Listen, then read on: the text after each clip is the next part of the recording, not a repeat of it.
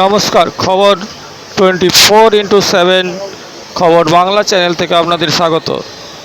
আপনারা দেখছেন আবহাওয়ার খবর। কি বলছে রেডার চার্ট?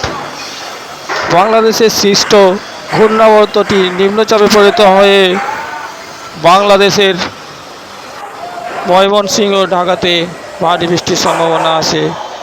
আর আমাদের পশ্চিমবঙ্গের সমস্ত জেলাগুলিতে আজকে রোদের দেখা মিললেও শনিবার এবং রবিবার দুপুরের পর থেকে বৃষ্টির সম্ভাবনা রয়েছে বেশ কিছু জেলাতে। বৃষ্টি ততক্ষণই ঠান্ডা থাকলেও ভ্যাপসা গরম অনুভূত করা যায় সারাক্ষণেই। গরমের শেষ নেই, যতক্ষণ বৃষ্টি ততক্ষণ ঠান্ডা, তারপরেই গরম।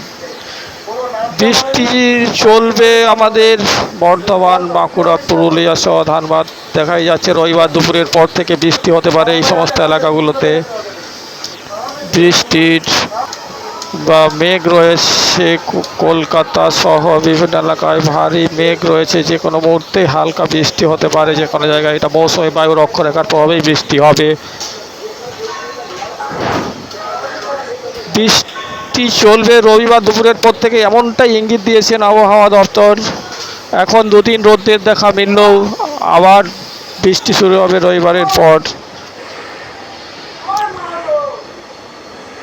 নিম্নচাপের প্রভাবে যা বৃষ্টি হচ্ছে তাতে বাংলাদেশের ময়মনসিংহ, রাজশাহী, ঢাকা এই সমস্ত এলাকায় ভারী বৃষ্টির সম্ভাবনা আছে।